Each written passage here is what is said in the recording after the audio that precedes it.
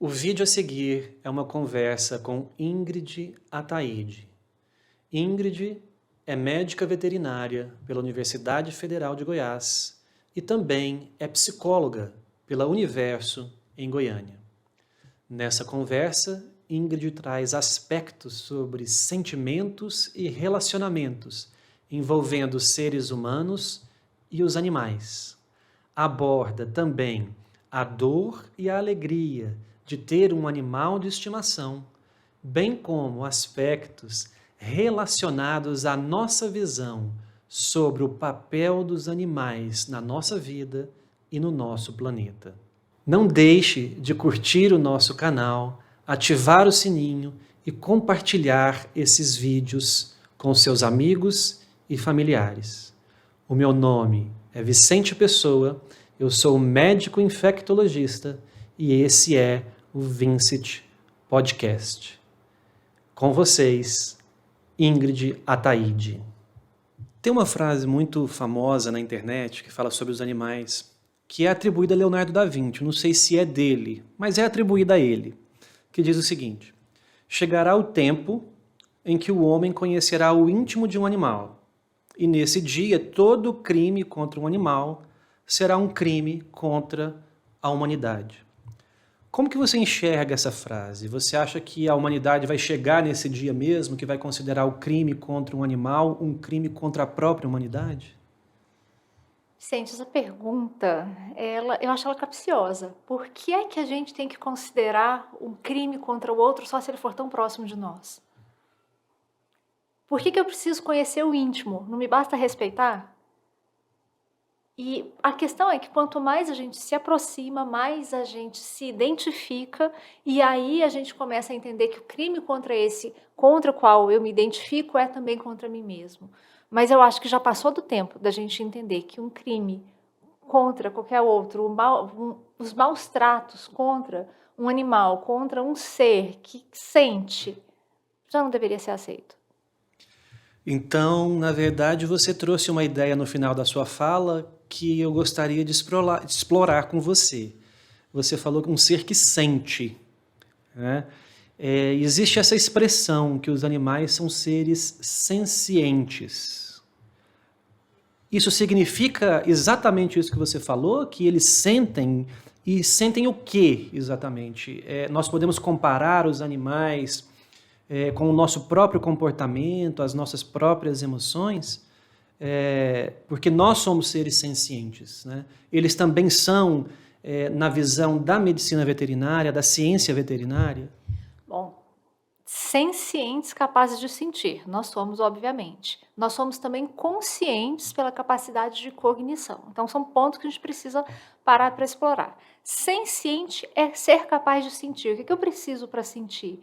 Eu preciso de neuroestruturas, né? Estruturas cerebrais, estruturas aí de recepção de estímulos. Receptores, né? Sensoriais, né? Para dor, para tato. Para dor, tato. E isso é transformado em estímulos e a gente vai ter aqueles receptores neuroquímicos, né? Aquelas reações todas, enfim, fisiológicas, neurofisiológicas, que são aparatos que as diversas espécies vão ter em diversos níveis, em diversos graus. Então a pergunta hoje não é mais, eles são sencientes ou são capazes de sentir, mas é o quanto eles são capazes de sentir. Para eu saber o quanto, eu precisaria de uma linguagem em comum. E além do mais, o sentir, você tem a sensação boa, ruim, sensação de medo, só que você tem o significar dessa sensação. Esse significar vai vindo com a cognição, com o raciocínio, com a consciência. Mas eu só consigo avaliar com uma linguagem comum. Então, se eu avaliar do ponto de vista da nossa linguagem humana, eu não consigo falar que o animal raciocina, porque ele não verbaliza para mim. Mas eu não sei até que ponto ele consegue dar significado para o que ele está sentindo. E talvez ele dê, em vários níveis. E você tem exemplos disso, assim, de animais que aparentemente estão significando a dor, estão significando a felicidade? Eu vi algumas coisas aqui para a nossa conversa a respeito disso, né? Algumas histórias, alguns relatos. Você poderia comentar alguns, assim, porque parece para nós que é muito óbvio que eles sentem, né? Todo mundo que tem um cão, um gato, o cão fica chateado, fica alegre, fica com raiva, Fica emburrado. fica emburrado. Parece muito óbvio, né? Mas existe, assim, pesquisa científica que busca aprofundar isso com exemplos, com casos da literatura? Tem pesquisas, tem observações. A gente tem uma tendência a querer definições, né? Eu quero um exemplo exato que, baseado nesses e nesses aspectos e passos, me comprove que ele está sentindo. Quando, se eu observar um comportamento, eu consigo perceber. Então, a gente tem muito mais relatos que observam comportamentos. A gente tem relatos de animais que ficam próximos das suas crias ou de outros parceiros aí que morreram. A gente tem gatos, por exemplo, você às vezes não percebe a ligação que eles têm um com o outro, porque eles parecem ser mais solitários. Mas a hora que um se ausenta, seja por morte ou qualquer razão que ele seja ausentado ali da colônia, você pode causar um desequilíbrio geral nessa estrutura social.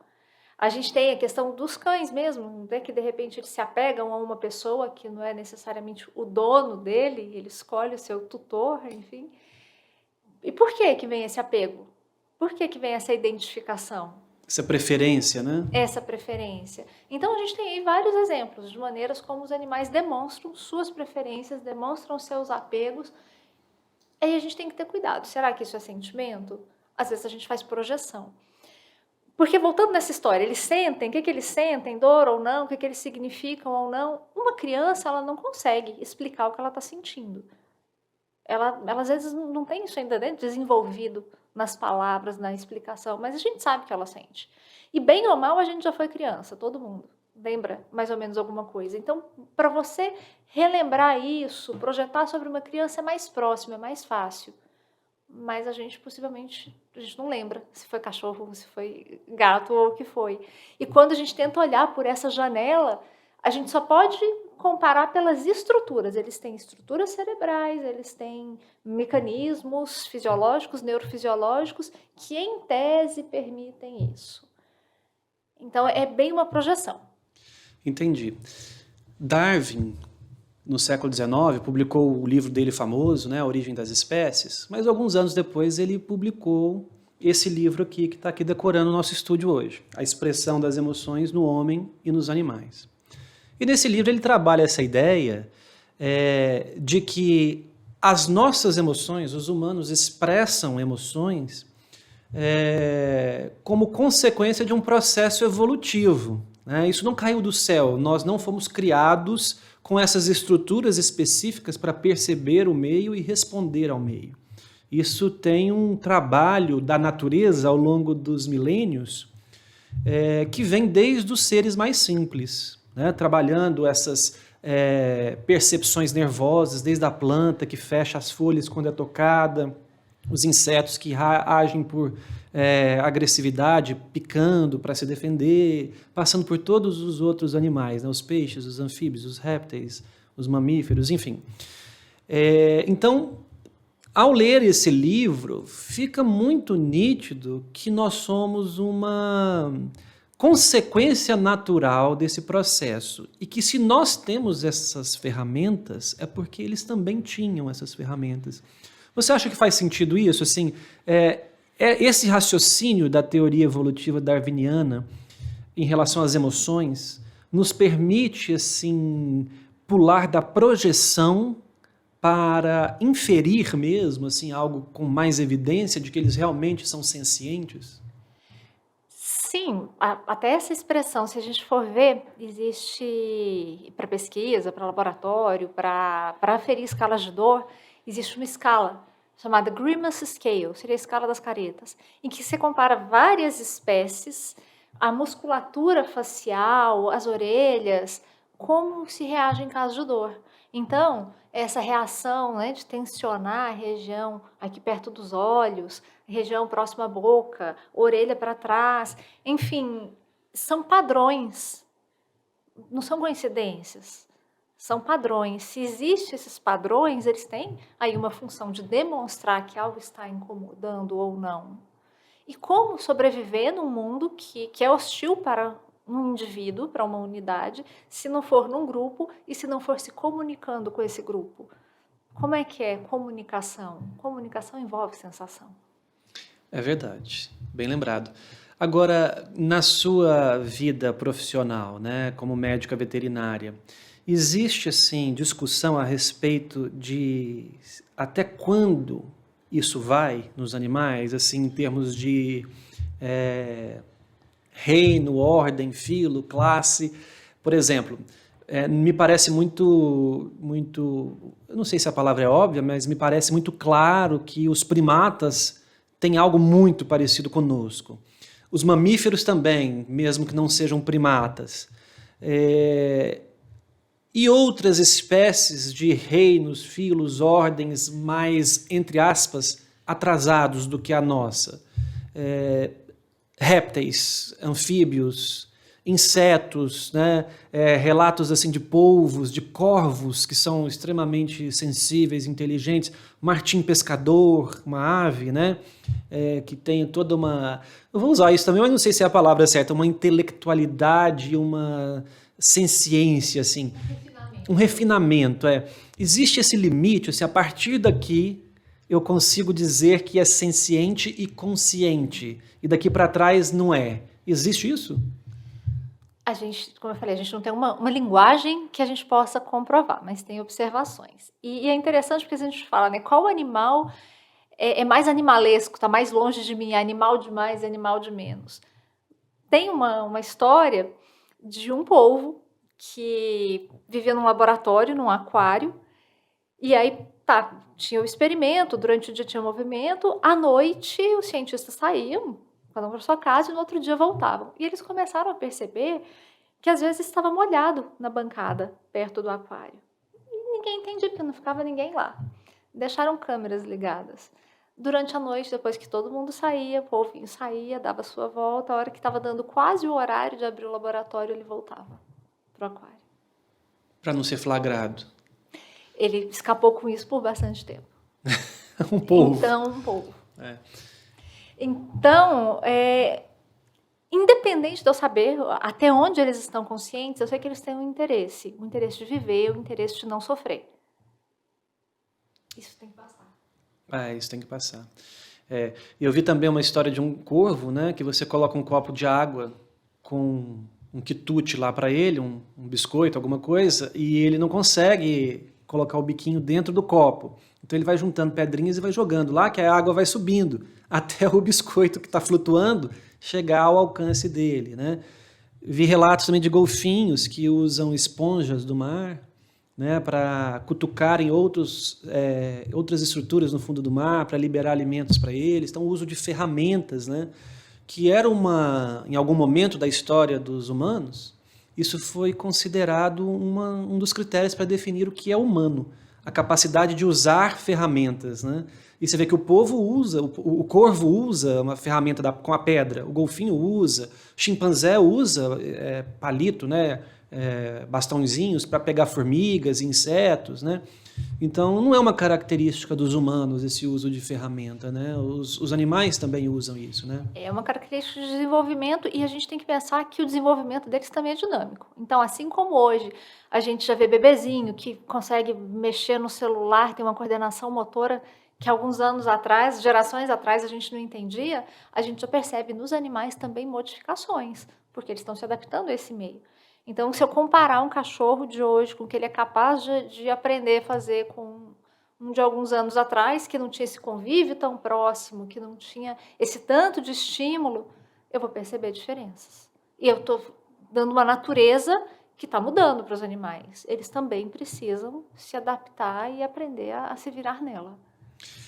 Agora, na faculdade de medicina veterinária, essas questões são abordadas? Assim, o médico veterinário ele é treinado ou ele estuda as emoções nos animais para tentar considerar esses aspectos durante o seu atendimento, durante o seu exercício profissional?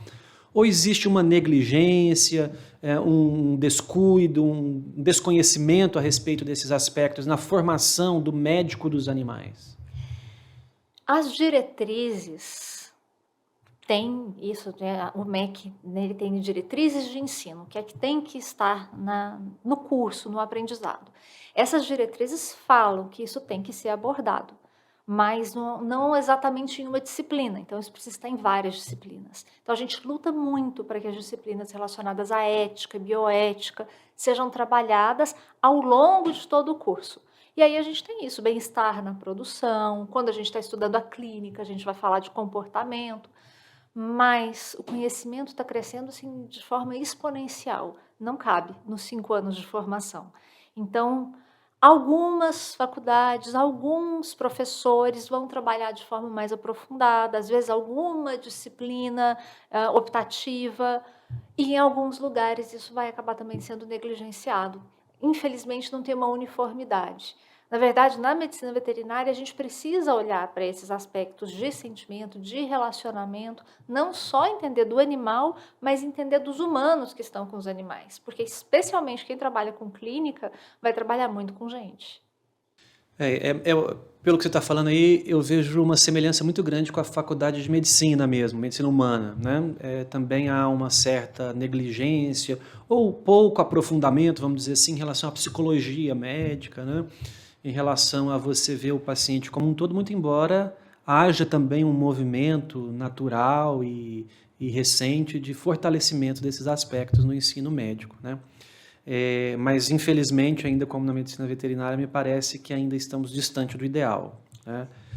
Então, baseado nisso tudo que a gente está conversando, essas questões que você citou aqui agora, né, de dor, de senciência, de consciência, isso acaba trazendo implicação para animais de trabalho, animais de produção, que você citou, e animais de pesquisa. Como é que se lida com esse novo conhecimento, entre aspas, de que eles sofrem, de que eles são conscientes e, ao mesmo tempo, por exemplo, os animais de pesquisa que são usados para benefícios da humanidade, descobertas de medicações, etc. Além disso, animais de trabalho que sempre auxiliaram o homem ao longo da história no desenvolvimento tecnológico. E animais de produção e de consumo. Existe um certo movimento também para diminuir esse sofrimento, legislação. Como que você vê isso? Não é uma causa de sofrimento para quem tem esse conhecimento? Você sabe que ele está sofrendo e ao mesmo tempo vai abatê-lo, vai usá-lo, explorá-lo para testar drogas, etc. Bom, vamos por partes. Primeira coisa, falar nesse respeito, nesse cuidado, as palavras mostram qual é o nosso viés de observação. Não são animais de trabalho, de pesquisa, são animais usados para trabalho por nós, usados em pesquisas por nós. Quando a gente fala de bem-estar animal, a gente fala das 5 liberdades. As liberdades que a gente dá, né? Liberdade da fome, liberdade do desconforto, liberdade para expressar suas características, enfim. Não são liberdades, porque eles não têm essa escolha. É a gente que está oferecendo para eles. Então, não são animais são animais usados para, animais tidos para. Quando eu começo a olhar assim, eu começo a ver a minha responsabilidade sobre isso. Não vamos debater sobre comer carne ou não comer carne, é como é neste momento, e o que é que nós vamos fazer? Nós vamos fazer que a vida que ele tenha valha a pena. O que é bem-estar? Bem-estar é uma vida que vale a pena. Então, ele vai ter ali uma vida mais curta, porque ele vai para o abate, mas vai ser uma vida curta, sem sofrimento, um abate sem sofrimento, e está sendo servido dessa forma. Vai ser usado em pesquisa, a gente tem regras rígidas. Vamos usar o mínimo possível, vamos refinar ao máximo a técnica, não justifica. Nossa, não fiz muito bem, quero fazer de novo.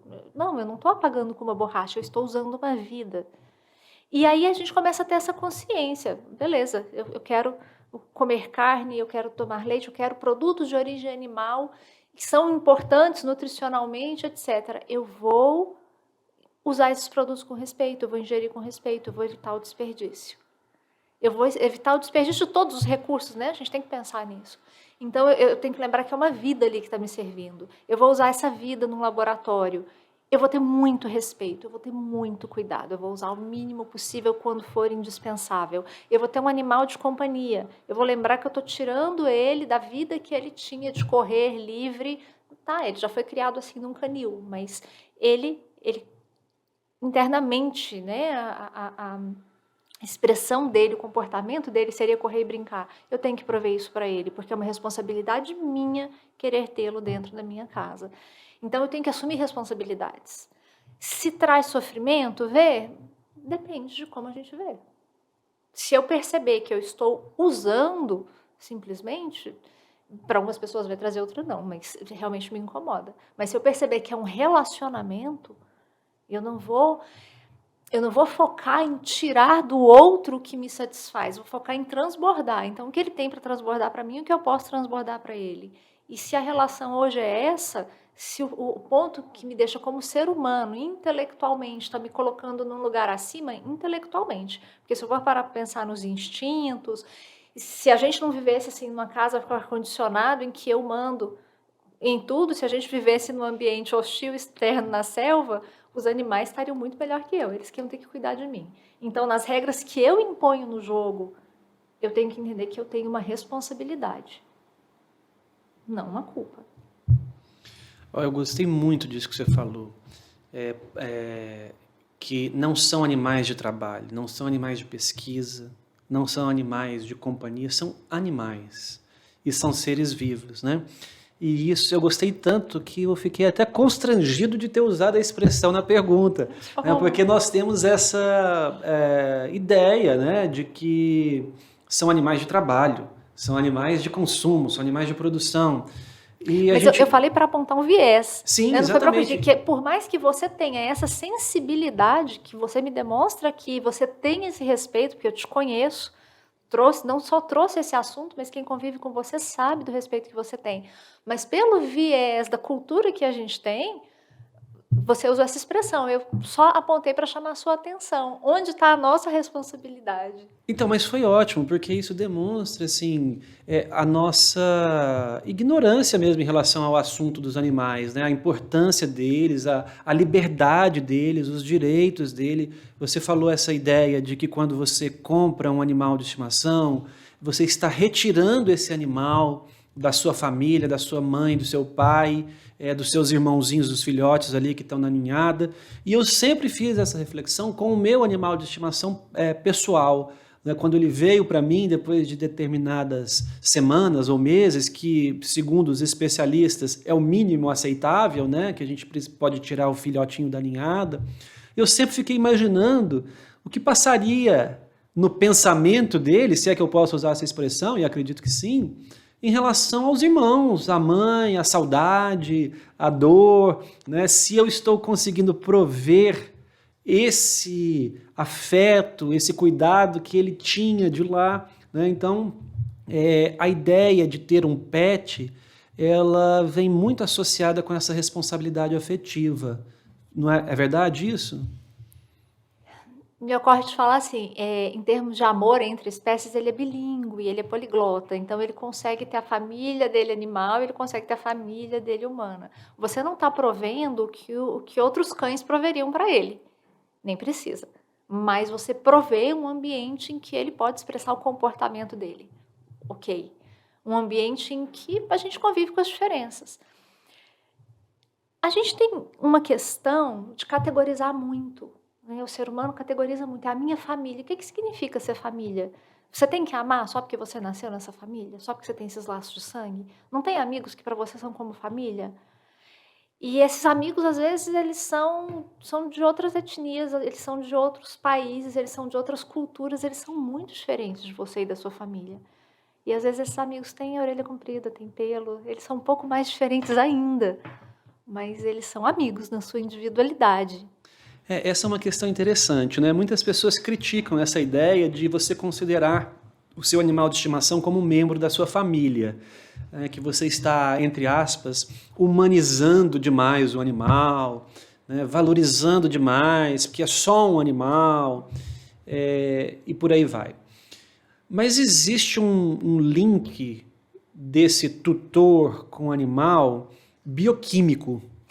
Bom, primeira coisa, ele é um ente familiar. Dizer que ele é um ente familiar não quer dizer que ele é um ser humano de orelha comprida e pelo, tá? Se uma mãe, a gente fala, né, uma mãe tem 5 filhos, mas cada um desses filhos tem uma mãe diferente.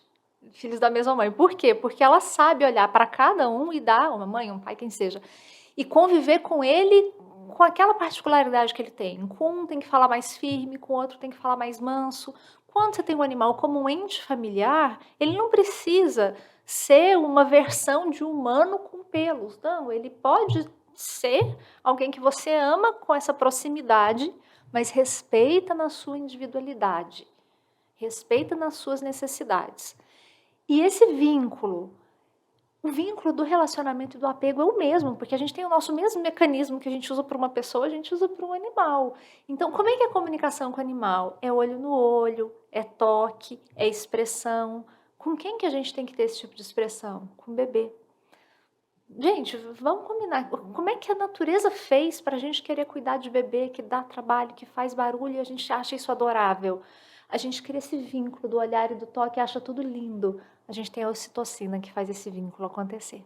Era essa a minha pergunta, né? Então, entre o humano e o animal também tem esse mecanismo de afeto mediado pela ocitocina. Tem a vasopressina também, mas é especialmente a ocitocina. E aí vem o detalhe, até eu brinco, perigoso. Porque uma criança, os primeiros meses, tá ali o pai e a mãe naquele envolvimento. De acordo que vai afastando um pouquinho mais, até a amamentação diminuindo, que faz ter mais ocitocina ainda, isso vai afastando, vai diminuindo, a criança vai se separando um pouquinho da mãe, a mãe da criança, o pai, as vidas começam a ficar independentes. E ela cresce, vira adolescente, bate a porta. O animalzinho não, ele vai estar sempre, uma criança até uns 3 anos mais ou menos, então vai estar sempre mantendo esse vínculo. Tenta imaginar você ter um vínculo intenso desse por 16 anos. Te seguindo até para ir no banheiro, até para o banho, ficando na porta. É uma ligação que pode ficar mais forte que a sua ligação com seus pais, com os filhos que cresceram e foram embora. E aí essa paixão, né, louca, esse sentimento por 10, 12, 14, hoje 16 anos, 18 anos, a gente tem animais que vivem. Imagina quando você tem o rompimento desse vínculo, a dificuldade. Imagino que seja um rompimento de um vínculo parecido com um membro familiar humano mesmo, né? Só que ainda mais próximo, porque esse membro familiar humano trabalha, vai para a escola, passa horas longe de você, tem um mundo particular dele. O animal, ele tem um mundo que você dá para ele.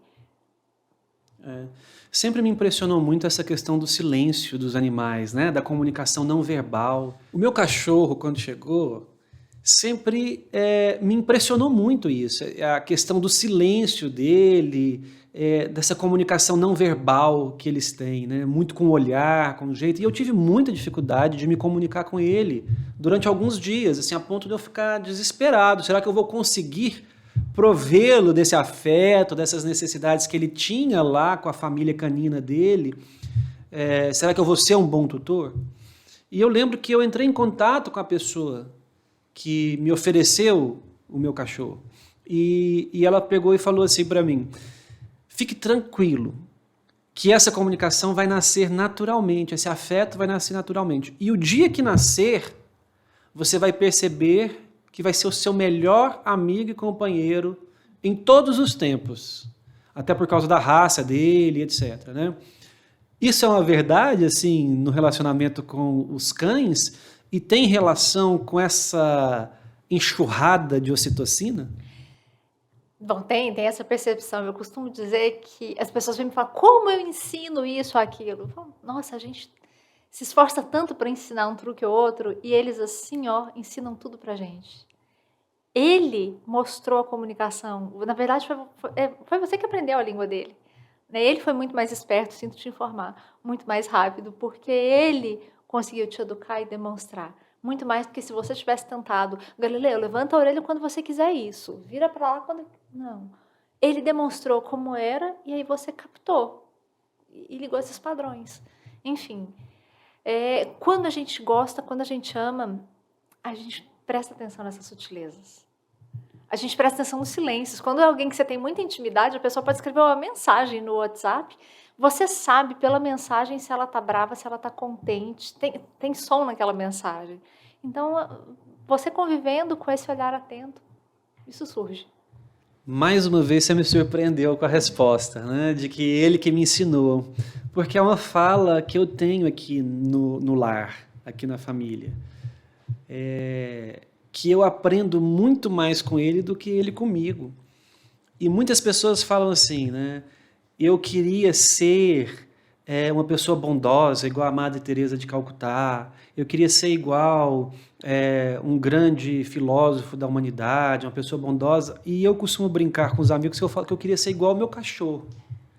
Porque poucas vezes eu vi tanta humildade mesmo para pedir as coisas, quando ele erra, o comportamento humilde, ele não tem essa vergonha, esse limite constrangedor do orgulho de se submeter a um comportamento de, entre aspas também, né, humilhação, assim, de humildade, né, para pedir desculpa.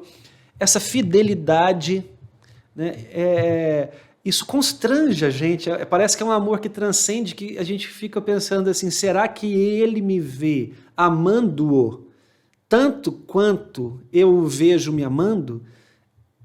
Isso também é comum na relação com um cão? A questão é que a gente está olhando do nosso ponto de vista, que a gente categoriza tudo. É humilhante, é amor, é edificante. Eu acho que isso nem faz parte, ele só está vivendo, ele só está aproveitando na essência dele, o que é gostoso ele vai e faz mais. Ele está sendo ele. Ele está sendo ele, que é o que a gente, o que faz a gente sentir, né, essa felicidade, esse prazer com a vida, esse curtir a vida, é quando a gente para de categorizar tanto, de projetar tanto para frente e vive o momento, faz mais do que é bom, evita o que é ruim. Quando a gente fica menos consciente, mais senciente, parece que é melhor. E eles já têm, né, essa sabedoria.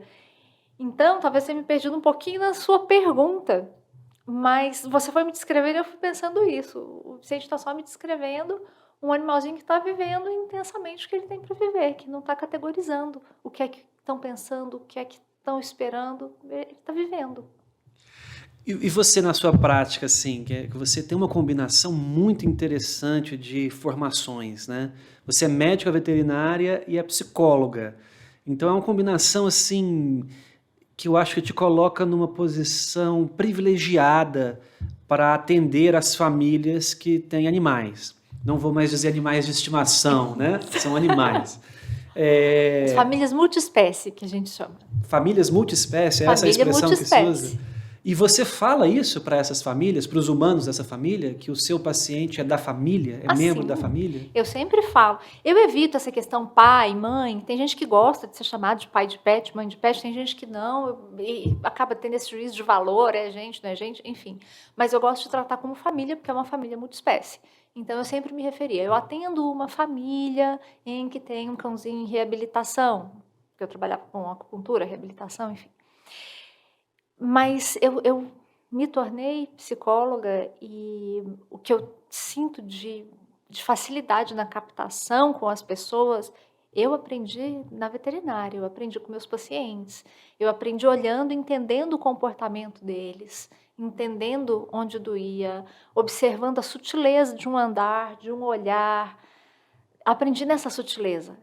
E aí, trabalhando com reabilitação, com animais em fim de vida, ou com animais que passavam situações ali limítrofes, difíceis, de superação, enfim, situações que criam vínculo. Eu criava muito vínculo com as famílias. E com os humanos da família. E aí, bom, aí vem a dinâmica do animal na família. Isso foi me levando para a psicologia. E a acupuntura é neuromodulação. Né, neurociência. Então eu fui juntando, eu gosto de falar que eu gosto desse lugar onde o cérebro termina e a mente começa.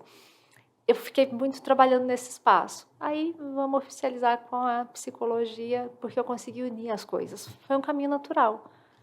Então você acha que esse contato com os seus pacientes animais, antes de fazer psicologia, essa leitura que você tinha do olhar, do comportamento, das reações, elas vida contribuíram, da vida social. social, elas contribuíram para a psicóloga que você é também? Muito. Para captar esses traços nos humanos? Facilitou a sua vida como psicóloga?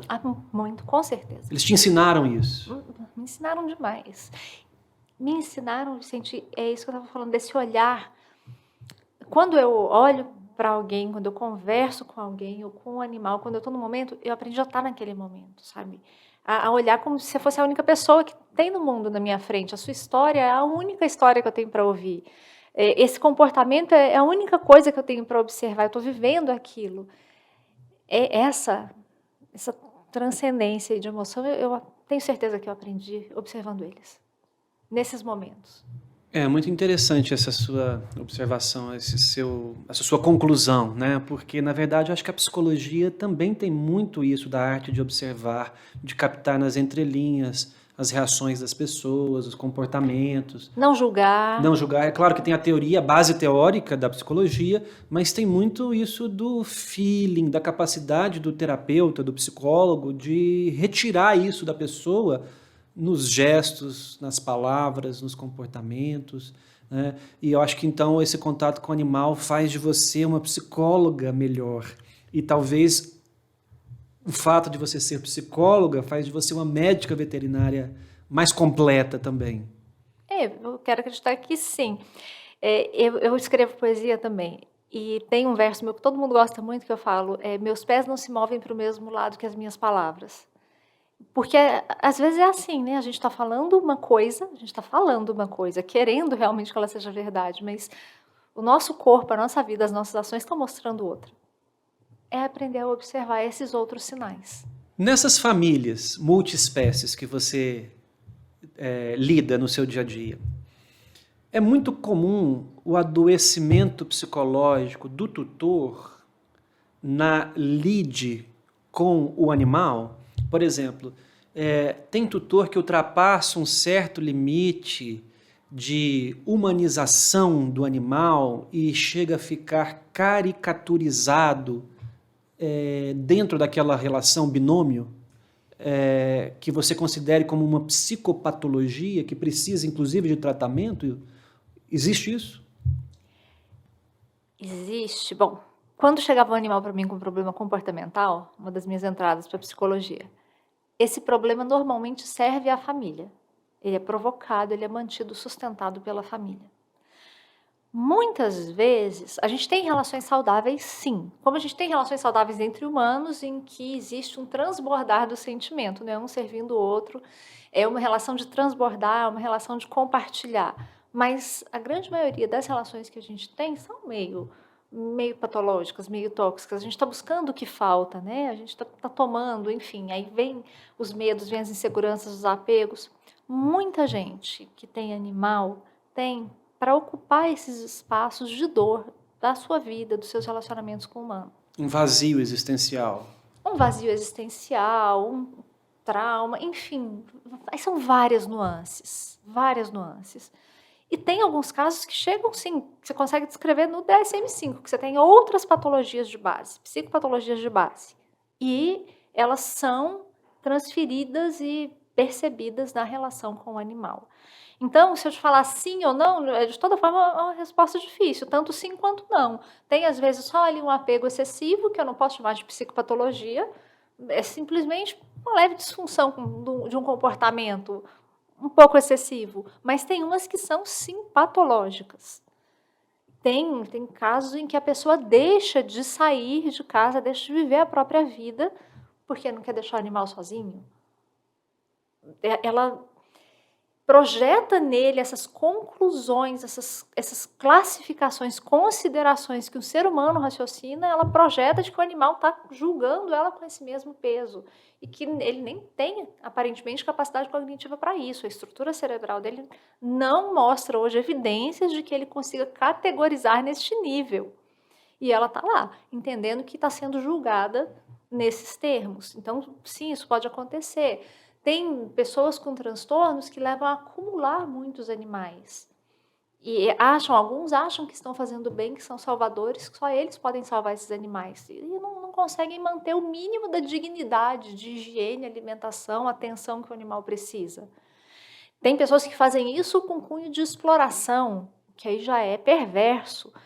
Então, sim, eu tenho uma miríade de classificações nisso. Então, uma frase popular, muito conhecida, você já deve ter ouvido várias vezes também, que diz que, por exemplo, os cães, né? Os cães são reflexo do dono. Existe verdade científica nisso? Assim, se o dono é agitado, o cão é agitado, se o dono é tranquilo, o cão é tranquilo. Até certo ponto, né? Eles aprendem esse tipo de A comportamento? gente tem genética e a gente tem ambiente, assim como o humano. Humano também, né? Então tem genética e tem ambiente. Um animal que vive em um ambiente caótico, ele tende a ser mais ansioso. Um animal que tem um ambiente mais calmo, ele tende a ser mais tranquilo. Agora, o Border Collie sempre vai ser um Border Collie. Posso ficar tranquilo. Ele sempre vai precisar correr e gastar essa energia, entendeu? Mas ele pode ser um Border Collie mais tranquilo. Bom, eu queria entrar num assunto, aproveitar a sua expertise como médica veterinária e psicóloga, mais uma vez, que é a questão do luto. A questão da dor, da perda de um animal, que faz parte daquele núcleo familiar. Isso é real, né? Nós já falamos um pouco sobre isso, mas existe também o luto patológico pela perda de um animal? O que é o luto, né? Qualquer situação que rompe um status quo, que a gente tem que se readaptar, essa readaptação, ela é um luto. E ela tem aqueles momentos que você vive. Isso pode se estender. Esse limite de quando é patológico, não vou te falar em dias, semanas, meses, eu vou falar do quanto isso te prejudica. Do quanto prejudica a vivência, né, social, o convívio social, prejudica no trabalho, prejudica o seu lidar com a vida. Então, sim, as pessoas estão... Tem gente que fala, que chega para mim e se sente culpado, fala, eu estou sofrendo mais pela perda do meu cãozinho do que do meu pai. Poxa, era meu pai. Eu falo, tá, mas seu pai passou 16 anos indo com você até o banheiro, não? Às vezes morou longe, morou fora, não tem, né, a ocitocina transbordando. Relaxou, né? esse vínculo, né? E o animal ali, ele dependia tanto de você para tudo, ele te ajudava a ter um sentido na vida, porque às vezes é isso. A gente, na psicologia, eu sigo a logoterapia. E o Viktor Frankl fala que a nossa maior vontade é de sentido, né? O Freud falava da questão do prazer, Adler do poder, enfim, e o Frankl fala do sentido. E às vezes o animal dá esse sentido para a gente. Eu tenho que voltar para cuidar dele, eu tenho porque ele depende de mim, ou porque ele me ama, ele me valida. Tem uma história de que algumas pessoas, quando libertas do campo de concentração, saíram e eles se sentiam, ele falava, ele era um saco de ossos. Isso não foi Frankl, tá? Foi um outro relato. Eles se sentiam sacos de ossos, muito magros, eles não se sentiam humanos. E eles sentiram a humanidade restaurada quando um cachorro tão magro quanto eles os viu na rua, abanou o rabo e abaixou a cabeça para eles. Então ele sentiu a humanidade dele devolvida, reconhecida pelo animal. Quando eles nos ajudam a ter esse sentido na vida, de cuidar, ou de sentir que a gente é superior em alguma coisa ou outra, isso fala da nossa identidade. E aí quando a gente perde eles, sim, é um luto. E essa questão deles darem sentido para a vida de algumas pessoas, isso é muito positivo, ou não? Até certo ponto. Nosso sentido também precisa ser cuidado, gerado por nós, né? Precisa ser interno, de tantas coisas que a gente vive. Eu não posso ter um único depósito para o meu amor, um único depósito para o meu sentido, porque senão é a mesma coisa. O meu cônjuge é o único sentido da minha vida, sem ele eu não vivo? Também não está correto. Sem meu pai, sem minha mãe, sem meu filho. Não, eu tenho que viver por mim. Eu tenho que responder ao que a vida me apresenta. Não sou eu que faço as perguntas, é a vida. A psicologia fala muito isso, né? Que a felicidade, ela depende de você mesmo com você mesmo, né? É claro que as pessoas que te cercam, elas contribuem, mas não devem ser a causa exclusiva da sua felicidade, porque gera uma dependência. São as duas coisas. Eu acho que esse lugar de amar e de sentido e de significado, ele é tanto interno quanto externo. Então eu tenho o meu mundo que eu gosto, que é bonito, que é positivo. Quando você existe no meu mundo, você traz uma contribuição e você torna ele melhor e mais bonito. Mas se você sair, o meu mundo tem que continuar. Eu quero que você fique no meu mundo, porque você traz muita coisa boa. Eu gosto muito de conviver com você. Então é isso, tanto ele é meu, existe para mim e por mim, quanto ele existe com você, melhorado por você. E o gostoso é quando a gente consegue transitar por esses dois lugares. Então isso é uma relação saudável, com pessoas, com animais, com a profissão, com tudo. E os animais, eles também sofrem luto quando eles perdem aí dois ramos da resposta, né? Dois galhos aqui para você explorar. Quando eles perdem os tutores, os humanos, familiares dele, e quando eles perdem os próprios filhotes, o próprio pai animal, irmãos, amigos, companheiros que vivem juntos. Observa-se isso também neles? Eu vou expandir um pouquinho essa pergunta para os conceitos.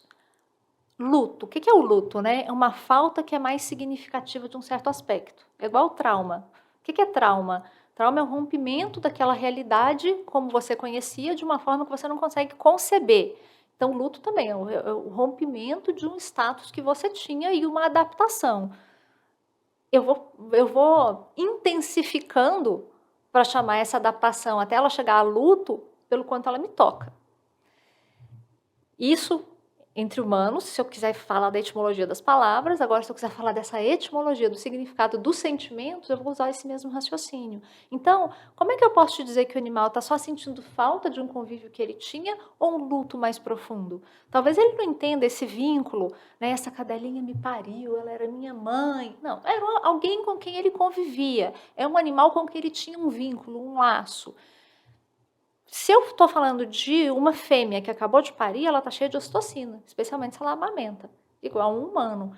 Esse separar vai ser mais doloroso ainda, como quando eu tiro um filhote de uma ninhada, antes que ocorra o que a gente chama de desmame social. Então, isso é muito mais intenso pela questão hormonal, que vai sendo relaxada.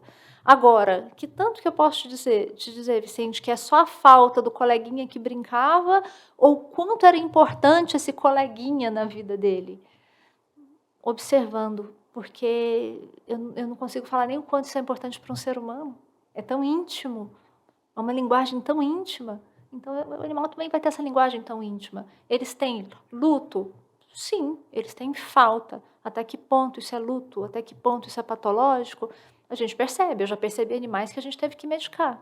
Eu já percebi animais que a gente teve que mudar a rotina da família para ele se sentir ali envolvido, para ele ter outros interesses, já que o outro animalzinho não estava mais lá. E eu já percebi animais que acharam ótimo, porque agora eles são os reizinhos da casa e não tem concorrência. Eu tenho percebido nas suas respostas que nós tentamos entender o comportamento animal e as reações dos animais baseado na nossa própria perspectiva. E você está trazendo algumas colocações que mostram que isso não se aplica necessariamente em todos os casos relacionados aos animais, ou talvez em nenhum, né? Porque toda vez que eu tenho te perguntado a respeito, você fala assim, eu não sei se ele percebe assim, eu não sei se ele entende que aquela cadela era a mãe dele, igual nós entendemos quem é nossa mãe. Então, talvez essa nossa falta de visualização da situação dessa forma nos leve a alguns equívocos em relação à interpretação do que eles estão passando, como eles se comportam ou não. Eu devo sempre tentar olhar sob a ótica humana, ou eu sempre tenho que fazer esse exercício que você acabou de fazer, de que talvez a percepção deles, ou quase certamente, é completamente diferente da nossa? Eu gosto de olhar pela ótica do respeito ao individualismo. Como um humano, eu também não posso acreditar que só porque a gente fala a mesma língua da mesma espécie, você pensa como eu e você entendeu o que eu falei com a intenção que eu tive.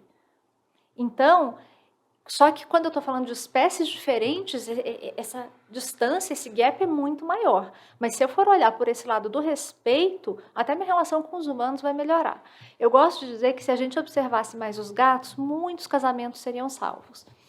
Porque a gente fala, né, de social, a gente compara, acho que o cão é muito parecido com o nosso, não é. A gente não tem essa humildade toda dos cães. A gente ainda não aprendeu que demonstrar uma certa agressividade, um rosnar, não é briga, é simplesmente falar, olha, tem um limite aqui, é pra gente não brigar. E com os gatos, o gato, quando precisa estar no canto dele, ele está no canto dele. Quando ele quer estar com você, ele está completamente com você. Mas quando ele está na dele, não é contra você. Por isso eu falo, muitos casamentos seriam salvos. Porque quando eu quero o meu espaço, não é contra você, sou eu querendo o meu espaço. Quando você quer seu espaço, você está fazendo para eu me sentir carente. Então eu projeto a minha carência no seu comportamento. Assim como eu estou projetando no comportamento do cachorro, do gato.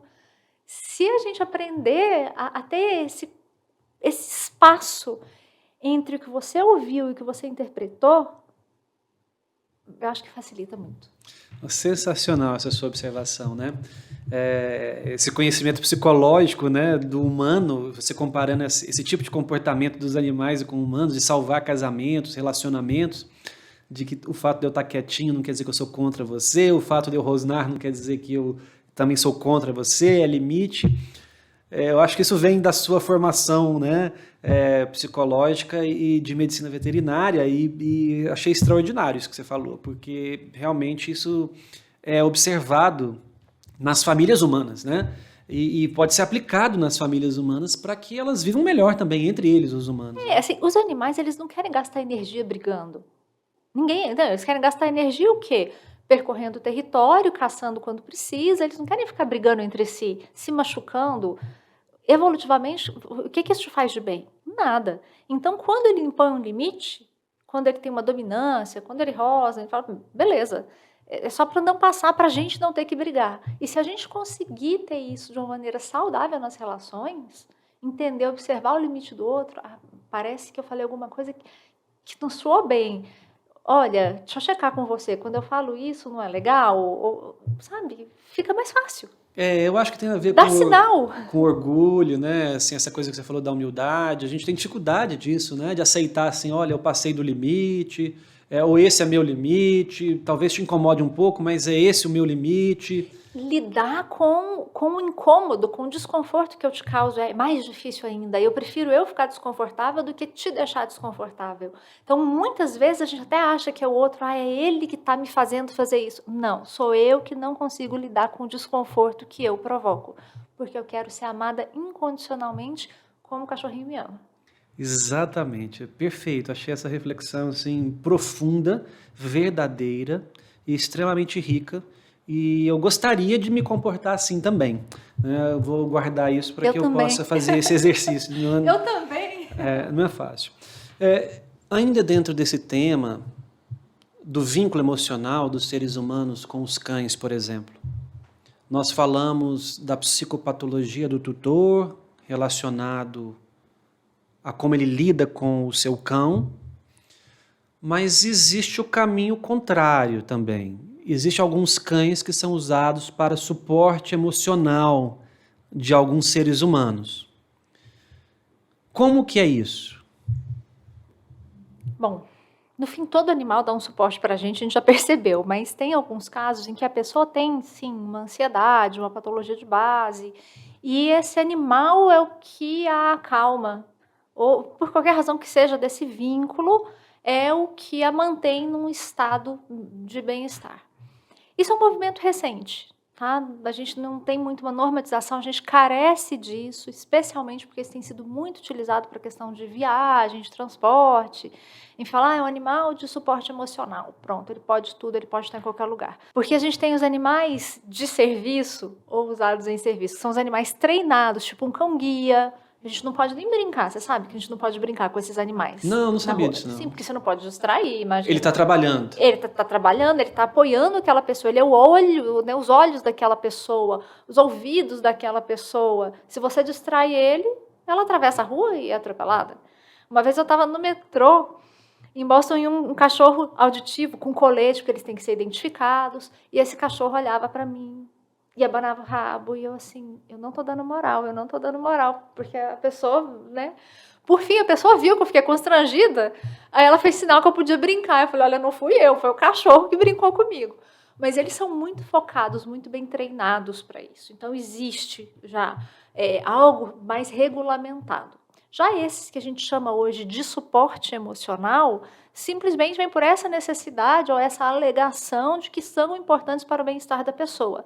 Não precisa ser um cão, um gato. treinado. E a gente tem cães assim que fazem de tudo, né? Tem aqueles que farejam as alterações de glicemia da pessoa, né? Crise convulsiva, já Crise vi, convulsiva. Então, às vezes, né, um diabético, uma pessoa que tem hipoglicemia, que o açúcar baixa de uma vez, o animalzinho vai lá antes que a pessoa entre na crise convulsiva, o cachorro já está lá avisando. Ou quando está subindo muito essa glicemia, esse açúcar no sangue, o cachorro está mostrando. Depois eu vou passar uns perfis que mostram os animais treinados assim. Uma miríade de coisas. O animalzinho percebe antes, pelo olfato, pela questão comportamental da pessoa, ele sabe que aí vem e ele alerta. Às vezes mais rápido do que aqueles dispositivos que ficam na pessoa, que são de inteligência artificial. Mas aí, voltando para o apoio emocional, eu não tenho um parâmetro tão objetivo. E aí não precisa ser um cachorro, pode ser um cachorro, um gato, um coelho, pode ser um réptil. Então, a gente precisa falar um pouquinho mais sobre isso. Quem é que fala se é um animal de apoio emocional? É o veterinário e ele me fala que esse animal tá treinado, está apto a isso? Ou é o psicólogo que me fala que essa pessoa precisa disso? Essa é uma discussão que a gente precisa aprofundar. Uma vez eu vi isso no aeroporto, né? Um cachorro grande, de grande porte, que embarcou no avião com a pessoa. E eu fui curioso perguntar para a funcionária do aeroporto e ela falou que era um animal de suporte emocional, que aquela pessoa não tinha condições de voar como passageira se o animal não estivesse com ela, que ela teria crise de pânico e etc. E aí eu fico imaginando que pode haver um abuso dessa definição, né? Uma vez que você comentou que não tem critérios definidos ainda, legislação, né, definições, protocolos específicos, eu posso alegar qualquer coisa. Eu posso alegar que o meu enxame de abelhas é meu suporte emocional e eu não consigo viver sem ele e eu tenho que viajar com ele. Então eu acho que pode acontecer esse abuso, né, nessa falta de critério. Pode e há, infelizmente, a gente percebe que há. As pessoas acabam usando isso para tirar vantagem, levar vantagem de algumas situações. Às vezes até por uma ignorância, vamos lá, tem o uso da vantagem, da maldade, com certeza, e tem ignorância às vezes, né? Às vezes eu acho que a melhor maneira de eu transportar o animal é dessa forma. Eu quero ele solto aqui do meu lado, então eu vou falar que ele é de suporte emocional para poder ir, sabe? É desinformação em vários níveis. Se esse animal é de suporte emocional e ele, por exemplo, não tem condições de fazer uma viagem de avião, se eu, como veterinária ou como psicóloga, sou questionada, olha, esse animal é um animal idoso, cardiopata, e o fato dele estar num avião por tantas horas e com tanta gente, ele pode vir a óbito. Eu vou falar, então esse animal não viaja? Ah, mas e como que eu viajo sem ele? Não, então você também não viaja. Se você não tem condição, você também não viaja. Eu já vi passageiros humanos serem desembarcados porque estavam doentes, pressão muito baixa, e a pessoa queria viajar, e falaram, não, você não vai viajar porque você não tem condições, é perigoso para a sua saúde. Foi retirado do avião. E aí, eu também tenho que poder fazer isso com o animal. E aí, se você alegar que, independente disso, você quer que ele viaje pela sua saúde emocional, então eu não quero que nenhum de vocês dois viaje aqui. Faz todo sentido, né? Assim como nós temos contraindicações para voo em humanos, tem para os animais também, né? Por contraindicações de saúde, né? Mas por falar em desinformação, isso que você comentou alguns minutos atrás também para mim é novidade. E imagino que para muitas pessoas que a gente não deve brincar com os cães em serviço, os cães guia, né? Você vê que vivendo e aprendendo, né? Eu não tinha essa ideia, né? De que a gente não pode distraí-lo porque ele está trabalhando, né? Eu até aqui em casa também eu brinco com o meu cão, né? Que ele tem várias funções de trabalho, né? Ele é jardineiro, ele é guarda, vigia da invasão dos gatos, ele é enfermeiro. Eu brinco que nós exploramos ele devido às suas múltiplas funções, né? De maneira assim lúdica, né? Esses comentários, né? Você sabe como é que as raças foram criadas? Sei, assim, muito tem a ver com seleção artificial, né? Ou não? Mas como que foi feita essa seleção? Em que ponto? Não, exatamente assim não. Foi pega a sequência de caça de um animal, né? De um lobo. Então, como é que é a sequência de caça? Presta atenção, escuta a presa, olha, faz o contato visual, né? Ou cerca, né? O stalking, segue, faz o contato visual, pega, tem a mordida de morte, enfim. E aí foi sendo fracionado isso. Então a gente tem animais que são pastores, que cercam a presa, mas eles não mordem. Então a gente tem um border collie, por exemplo, se ele começar a perceber, se você tiver uma criança em casa ou um idoso, e você começar a falar, não vai na escada, não vai na escada, na terceira vez, a hora que essa pessoa chegar perto da escada, ele vai parar na frente. E se a pessoa tentar ir, ele vai puxar pelo calcanhar. Por quê? Porque a gente recortou naquela sequência isso. Tem animais que você, por exemplo, o labrador, né, ele é um retriever, ele recuperava a caça, por isso que ele gosta de pegar coisas e trazer de volta. Então, Golden Retriever, esse Retriever é isso que significa? Recuperar. Nossa, que interessante. Então ele era usado em caça. A hora que se atirava na caça, matava o pato lá onde quer que fosse, ele ia, corria atrás e pegava. Tem os farejadores, patinhas curtas, o peito largo, o focinho próximo do chão e pegam pistas de faro melhor que os outros. Então foi sendo cortado nessas sequências da caça e atribuindo a função das raças. Tá, com isso a gente não selecionou só coisa boa, focou numa coisa e o resto nem tanto foi legal, enfim, mas foi dessa forma e começou com o serviço. Que a gente usa para companhia, né? Então a gente foi selecionando aqueles que eram mais neotênicos, que tinham mais carinha de neném, que ficavam mais próximos, dando esse suporte emocional que a gente tanto gosta. Mas você comentou que não são coisas boas, né? Não Houve só. alguma seleção artificial de, por exemplo, incidência de doenças? Sim, quando a gente escolheu só o animal que ia estar mais próximo do chão para farejar, com a patinha mais curta, o tronco mais esticado, a lei da gravidade já não é tão legal para a coluna dele, ele já vai ter algumas dificuldades de locomoção. Quando se focava em um focinho de uma forma, mas não observava como é que estava, né, essa garupa, essa articulação do quadril, alguns animais vieram com displasia. Então, quando você tem uma raça, quando a gente começa a cruzar, selecionando entre esses que são parecidos, que a gente chama de pool genético, aqueles genes, ele vai sendo um pool reduzido, eu vou tendo mais genes muito semelhantes, muitos daqueles recessivos que na natureza não se combinariam e a doença possivelmente não se expressaria. Se expressasse, ia morrer. Mas aí eu consigo salvar esses animais com a minha ajuda, com remédio, com acupuntura, com fisioterapia, e vou reproduzindo eles. Então eu vou aumentando a expressão dessa genética. Então a seleção, esse brincar de natureza é difícil. E houve seleção para fins estéticos também? Eu quero Com que o cachorro certeza. fique bonito, o pelo mais bonito. E o que é bonito para você, né? É, exato. O pelo mais longo, o pelo mais curto, patinha mais curta, patinha mais alta, focinho mais achatado, menos. Então a gente tem raças que têm uma dificuldade respiratória muito grande. O pug é uma. Se você vê o crânio de um pug, você não sabe como é que ele respira. E eles têm dificuldade. E aí, de repente, ele é um cão de apoio emocional e a pessoa quer viajar com ele no avião. E a hora que eu ponho ele na cestinha, com aquele focinho, ele já não respira. Olha aí o que a gente está fazendo. Eu tenho uma curiosidade também, voltando um pouco ao assunto do luto, que é um assunto que me interessa muito, especialmente o luto dos animais quando eles perdem os seus familiares. Você conseguiria citar assim, alguns casos na literatura que realmente foi classificado ou definido que aquele animal estava tendo um comportamento de luto mesmo, que ele estava sentindo dor emocional pela perda do parente, do filhote, ou do amigo, do colega, enfim. Você conseguiria trazer exemplos assim, de casos? Vamos lá.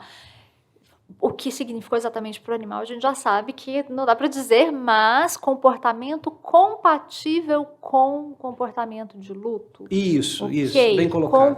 Comportamento compatível com sofrimento por essa perda. Tem casos zoológicos, tem o caso de uma orca que estava amamentando. Orca, uma baleia? Uma baleia. Baleia é mamífero. Tem gente que não sabe, mas baleia é mamífero. E ela estava então amamentando, né, seu filhote ainda e morreu logo após o nascimento. A ocitocina estava lá, né, na hora do parto, a ocitocina vai lá em cima. E ela carregou esse filhotinho por dias. O filhotinho tendia a afundar e ela não deixava? Ela ficava conduzindo ele assim? Nadando junto. Nadando com ele. Em mar aberto isso? Mar aberto. E aí? O que ela estava sentindo? Olha, eu não sei, mas ela não estava conseguindo separar Será que ela percebeu que tinha morrido? Será que ela não percebeu? Será que... Mas ela não conseguiu desfazer esse vínculo. Será que é o tempo que levou para... A ocitocina ela não tem uma meia-vida tão longa, né? Mas o que manteve? Então, não posso dizer que foi só a ocitocina, porque senão eu ia ter que pensar na meia-vida biológica. Ela já metabolizou ali, peraí. E não estava amamentando mais, não estava gerando essa ocitocina, não estava tendo troca, porque o bichinho já tinha morrido. O que manteve? O que ela sentiu que era esse vínculo? Não sabemos, né? Não sei, mas ela carregou um feto morto, um bebê bebezinho morto, já não era mais um feto, morto. E, evolutivamente, isso só atrapalha, porque ela não podia nadar livremente, porque ela estava carregando, literalmente, um peso morto, né? Ficava suscetível até a predadores, né? Difícil uma orca ser predada, né? Mas mesmo assim, né? Mas as situações ali inconvenientes para ela. Dificuldade de alimentação, de descanso, de tudo, seja. né? Então, e a gente tem outros casos. A gente tem casos de chimpanzés que desenharam, que compararam, apontaram o tempo nublado e apontavam para si, mostrando que estavam passando um momento de dor. Acinzentado. De perda. Sentimento acinzentado. Tá nublado aqui dentro. Porque eles aprendem, né? Língua de sinais. Tá nublado aqui dentro. E para mim isso é uma definição interessantíssima, né? Tá nublado aqui dentro. A gente usa muito essas definições. Muito lúcida, inclusive, né? Muito explicativa, né? Muito explicativa. E usou exatamente os sinais que representavam aquilo. Tem casos de manadas de elefante. Elefante tem uma memória muito grande. Isso é verdade mesmo? Então o elefante tem uma boa memória? Tem uma memória aí realmente muito grande. Quer dizer, é claro que isso é caricaturizado nos desenhos e etc. Né? Mas eles tendem a ter, sim, uma memória a ponto de terem dificuldade de ressignificar algumas coisas. Porque você consegue imaginar uma pessoa puxar um elefante por uma corrente ou por alguma coisa e o elefante não perceber que ele é mais forte? Por quê? Porque quando ele é filhote, amarram ele com correntes muito pesadas. E ele, não adianta eu mexer porque é mais forte do que eu. E isso fica tão guardado na memória dele que ele não percebe que ele pode arrebentar a corrente. Que coisa! O dia que ele arrebentar uma, foge, acabou. O dia que ele perceber a força que ele tem, e isso é uma verdade até com as pessoas também, né? Mas a gente fala muito com os animais. O dia que ele descobrir quem ele é, o dia que ele descobrir a força que ele tem, acabou, você não domina mais. Porque ele traz essa memória. Mas, enfim, voltando a falar dos elefantes. Então, tem história, né, de elefantes que morrem e outros vêm ao redor. E outros vêm, você não sabe se está prestando uma homenagem, você não sabe se está só conferindo se morreu mesmo. Enfim, mas que fazem um movimento ao redor, que tem vocalizações diferentes. Essa parte da comunicação é muito séria, né? A marmota late. É latido, o vocalizar da marmota chama latido. Tem mais de 43 latidos diferentes numa marmota. O que significa? Não sei. Então, essa comunicação ou esse comportamento é um comportamento atípico que às vezes acontece quando há um óbito. Que faz ter essa inferência de que talvez seja um comportamento de dor emocional, né? Não tem como ter a certeza, mas que parece, como você falou, né? Aí lembra da Grimace Scale, aí a gente vai olhar como é que está essa expressão facial. Então, são expressões compatíveis com as expressões de sofrimento, de evitação. Aí a gente acaba inferindo, concluindo que... O médico veterinário, obviamente, que ele é um ser humano como qualquer outro, né? Ele tem as suas dificuldades emocionais e as suas qualidades emocionais, as suas facilidades emocionais. Mas o fato de cuidar de animais doentes e muitas vezes perder esses animais e presenciar o sofrimento da família humana e o sofrimento do próprio animal cobra um preço muito caro desses profissionais? Com certeza. Você tem várias motivações para ser veterinário, médico, ou quer que seja, vários níveis de envolvimento. Eu costumo dizer que um dos motivos de eu ter virado veterinária é porque eu tinha escolhido tanto nome para tantos animais que eu não ia poder ter esse tanto de animal. E que todos os meus pacientes eram um pouco meus. Agora, tenta imaginar o peso que isso vira. E quando você se envolve muito com a família, no meu caso, trabalhava com acupuntura, com reabilitação. Então, tinha famílias que eu visitava 2, 3 vezes na semana, ou que iam ao consultório 2, 3 vezes na semana, que a gente passava ali 40, 50 minutos conversando e compartilhando. Você cria um vínculo. Então, quando você ou você dá alta porque está tudo bem, ótimo, ou quando você perde pro óbito, você perde aquele animal, que às vezes fazia acupuntura deitado com a cabeça no meu colo, você perde aquele carinho, aquela ocitocina que rola ali também para você, você perde aquela família, aqueles amigos que você achava que era amigo, mas ao mesmo tempo é cliente, você já não sabe mais o que é. Você se envolve nas expectativas deles. Teve um cão que eu tratei por muito tempo, que o tutor dele, né, o dono dele, era um rapaz de 20 e poucos anos que morreu num acidente de carro. E ele foi o que ficou. E a irmã virou para mim e falou, olha, esse cachorro não pode morrer, porque ele é o que sobrou do meu irmão. Ele é o que os meus pais têm. É uma responsabilidade, um peso fora do normal, né? A gente tem pessoas que ameaçam, tentam suicídio quando perdem o animal. Então, isso também é um peso que vem em cima do veterinário. Eu tenho alunos que me falam, né, na pós-graduação. A minha ida para a psicologia foi lidando com as famílias e lidando com meus alunos também, com esse peso que eles sentiam, me relatavam. Professor, o cliente está ameaçando se matar se eu não salvar o animal, e não tem jeito, ele está com câncer, ele é idoso. E aí? Então vem esse peso também. Então a gente tem o nosso apego ao animal, a gente tem o apego à família, a gente tem aquela sensação de responsabilidade que eu tenho que conseguir. E quanto mais a gente consegue na medicina, acho que você vive isso também, quanto mais sucesso você tem, mais você se sente, tem que ter cuidado com o ego, porque na hora que você erra, você se cobra mais. A gente lembra mais dos que a gente perdeu do que os que a gente salvou. A gente se cobra, então tem essa cobrança também. A cobrança do, será que fui eu que deixei passar alguma coisa? Será que eu podia ter pensado antes? Será que eu podia ter feito antes? Será que a minha decisão foi a correta? É muita decisão para tomar. Então sim, é uma carreira que traz um peso emocional muito grande. A gente tem que separar essa nossa bagagem. Por que a gente foi ser veterinário? Quanto era a nossa relação? Qual é o significado do nosso relacionamento com os animais? Qual é o significado que a gente vai atribuindo ao longo da vida. Ao longo da vida com as pessoas, a gente tem que fazer terapia. Sabidamente, estatisticamente, os médicos veterinários têm uma incidência maior de depressão e até de suicídio do que a população geral? Por causa dessas questões? Tem algumas pesquisas, não tem no Brasil, tá? Nos Estados Unidos tem algumas. E aqui no Brasil a gente tem alguns dados, alguns números, brinco que são cabalísticos, mas foram repetidos tantas vezes que são repetidos como verdades. Então não vamos falar nesses números, porque nós estamos em um momento em que a psicologia está atenta a isso, se preocupando e fazendo pesquisas. Então há núcleos de pesquisas, de psicólogos, trazendo esses números com mais veracidade. Mas sim, há uma incidência maior do que em determinadas parcelas da população, em determinadas profissões. Então, sim, a gente percebe. A gente percebe tanto pelo burnout, pelo cansaço crônico, das longas horas de estudo, trabalho extenuante, quanto a gente percebe pela fadiga de compaixão, que é esse envolvimento. E quando a gente fala veterinário aqui, essa sua pergunta, a gente está refletindo a clínica, mas não são só os clínicos de pequenos. Vamos lembrar que o veterinário faz muito mais coisa.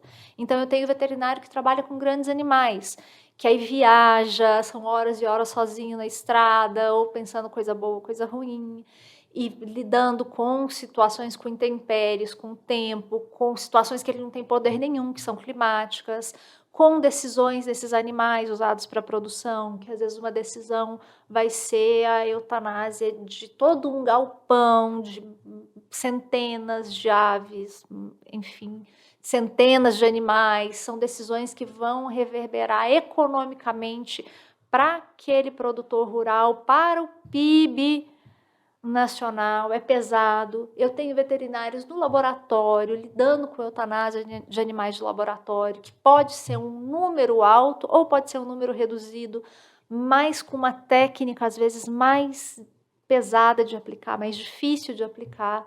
Eu tenho veterinários que trabalham na fiscalização dos frigoríficos, que acordam de madrugada, porque o abate vai começar às 5 da manhã, então eles já têm essa questão, né, do ritmo circadiano alterado, vão trabalhar em um ambiente muito frio, vão trabalhar assistindo o abate. Então, eu tenho muitas situações, muitos estressores aos quais o médico veterinário é exposto. Eutanásia. Você citou aí a eutanásia. Ela tem um impacto maior, né? Porque nos humanos ela não é legalizada. Você não pode eutanasiar ninguém na medicina humana. Mas na medicina veterinária me parece que é autorizado em várias situações, e em algumas situações é até extrapolado a um abuso do método da eutanásia. Fazer eutanásia num ser vivo tem um impacto nesses profissionais? Faz parte desse quadro de depressão, de dificuldade emocional que o veterinário lida?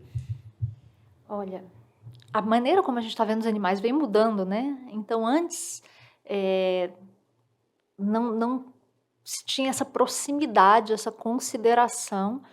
E isso, com certeza, também mudou a maneira dos veterinários verem a eutanásia. A eutanásia ela é prevista no Código de Ética, ela é regulamentada, disciplinada por resoluções do Conselho Federal, então tem os métodos que podem ser feitos, as situações em que podem ser feitas.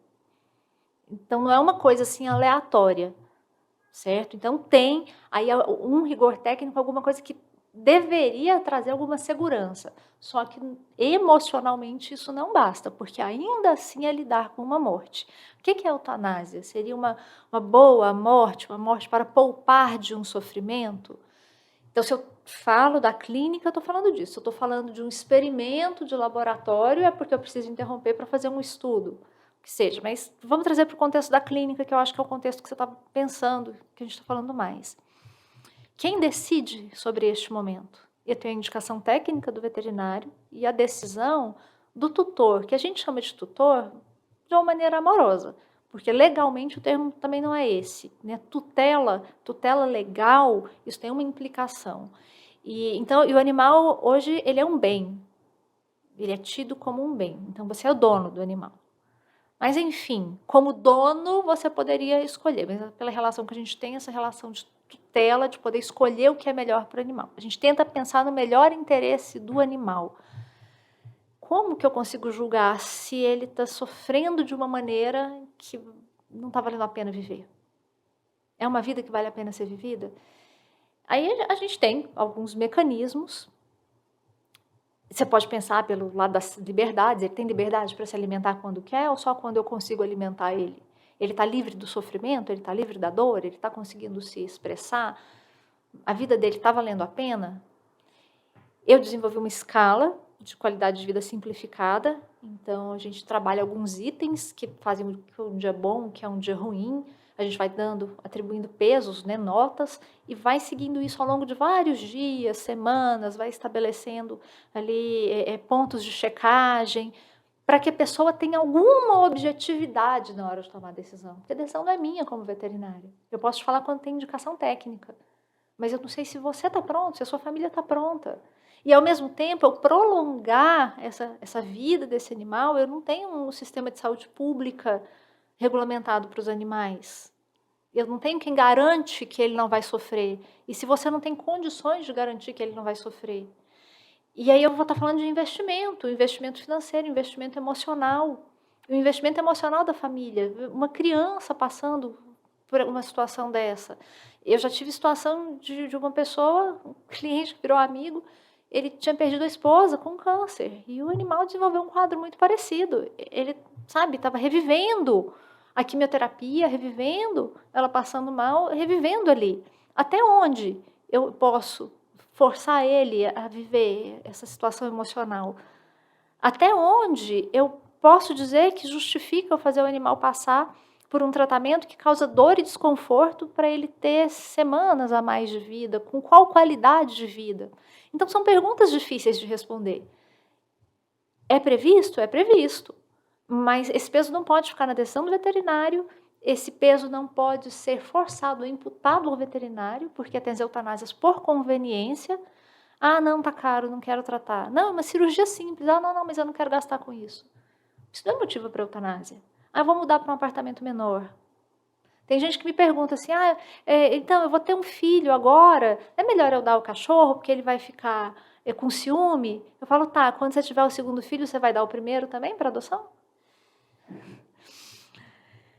Então, o veterinário conviver com isso é difícil. Ele tem que ter os seus valores, os seus pontos, ele tem o direito de fazer ou não a eutanásia. Ele pode alegar conflito de consciência, objeção né? de consciência, e ele pode falar, tem indicação técnica, mas eu não faço, o colega fulano faz. Também não tem problema. E Ele tem ele esse pode direito. falar, não tem indicação, não vou fazer, mas eu vou pagar. Não, não é essa a questão, eu não vou fazer porque não tem indicação. Agora, na medicina humana, tem uma especialidade médica que progrediu muito e tem ajudado bastante nessas questões de pacientes que têm doenças fora de possibilidade terapêutica. Não quer dizer que está na iminência de morte, talvez demore anos, mas é fora de possibilidade terapêutica. E às vezes é uma especialidade muito mal compreendida, entendida, porque as pessoas acham que se você encaminhá-la para esse especialista, você está dizendo que ela vai morrer daqui 3 horas, né? Não tem o que fazer. Rapidamente, não tem o que fazer. E tem muito o que fazer, né? A pessoa pode viver muitos anos, com muita qualidade, que é a especialidade dos cuidados paliativos. Essa especialidade existe na medicina veterinária, ela está sendo ampliada, desenvolvida, houve progressos nessa área para tentar, inclusive, minimizar eutanásias? Com certeza, é um movimento muito bonito, é uma área de conhecimento de cuidados paliativos. Quando a gente fala em especialidade na medicina veterinária, a especialidade tem que ser reconhecida pelo Conselho Federal. Então, tem que haver um movimento que organiza uma sociedade, um colégio, enfim, e categoriza esse conhecimento. Então, essa área de conhecimento de cuidados paliativos vem tomando corpo nos últimos anos. A gente já tem começado a ter clínicas especializadas em cuidados paliativos, profissionais que trabalham com cuidados paliativos.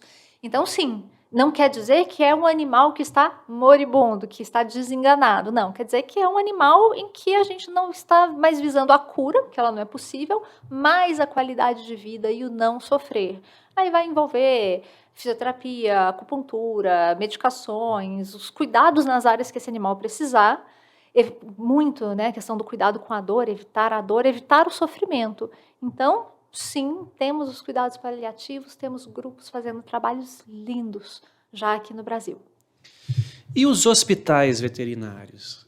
Eu já tive essa conversa prévia com você em outro momento, né, a respeito da humanização. Por exemplo, se eu tiver internado em condições graves, ou não, qualquer internação, eu gostaria que as pessoas que eu amo estivessem comigo, me acompanhando dentro do hospital. O animal, o cachorro daquela família que está internado, ele não tem o direito de ter o seu humano acompanhando ele dentro do hospital o tempo todo? Em outras palavras, isso não é benéfico para ele, esse vínculo emocional, porque na medicina humana tem estudos que mostram que a presença dos seus seres amados naqueles momentos de internação, de dificuldade, acelera a recuperação, melhora a recuperação. Para o animalzinho, também não é a mesma coisa? Isso não deveria existir na medicina veterinária? Desse ponto de vista, super concordo com você, é benéfico, é ótimo. Só que viabilizar isso não é tão fácil. A gente tem que ver o quê? Que um hospital humano, muitas vezes, ele conta com recursos particulares e recursos públicos. Ele tem ali um volume de atendimento, um giro diferente. Tem maneiras de que isso seja bancado ou bancável. Um hospital veterinário, ele tem tudo isso numa escala muito menor. Está sendo cada vez mais profissionalizado, tem alterações acontecendo nesse sentido, mas não é na mesma proporção, na mesma magnitude que um hospital humano. Então, para manter, eu já vi vários hospitais que começaram com quartos, né, separados, com salas separadas, em que tinha o bercinho para o animal e que tinha acomodação para o humano. Financeiramente não foi viável. A diária ficava num valor difícil, insustentável. A quantidade de profissionais para isso, porque às vezes essa pessoa demanda até com falta de respeito, de cuidado. Ela acha que o profissional vai ficar ali o tempo inteiro. O médico não fica com você no quarto o tempo inteiro, só porque sua acompanhante está lá. Mas isso acontece na medicina também. Então, acaba que em alguns lugares você vai encontrar isso, mas não foi possível colocar isso ainda em larga escala por essas questões de viabilidade, logística e de custo. Mas quando é possível, e os hospitais que já conseguem ter isso, em São Paulo a gente tem mais, em Goiânia a gente até que tem alguns, quando conseguem ter isso, sim, é ótimo e é benéfico. Vale a pena ter um animal de estimação? Meu sorriso já falou tudo, né?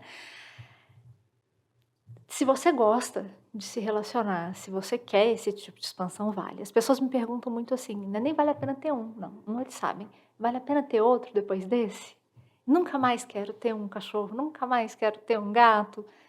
Falo, toda vez que a gente termina um relacionamento, fala, nunca mais quero. E daqui um pouquinho a gente se apaixona de novo. Eu acredito no amor, sabe? Acho que a gente veio para se relacionar, veio para amar. Então, nesse sentido, para mim vale a pena a gente estar aberto ao amor, vale a pena a gente ter um animal se a gente quiser estar aberto para dar e receber, para exercitar essa nossa responsabilidade, para ter a chance de ver o mundo com esse olhar deles de descoberta, com essa humildade de valorizar a vida, de valorizar a companhia, de valorizar as coisas simples, de valorizar as coisas simples que eles são capazes de fazer e nos surpreendem. Vale a pena amar, né? Essa foi a minha conversa com Ingrid Ataide. Deixe o seu comentário, a sua opinião e a sua pergunta sobre tudo o que você ouviu e presenciou nessa conversa. Curta o nosso canal e compartilhe esse vídeo com os seus amigos e os seus familiares. E esse foi mais uma entrevista do Vincent Podcast.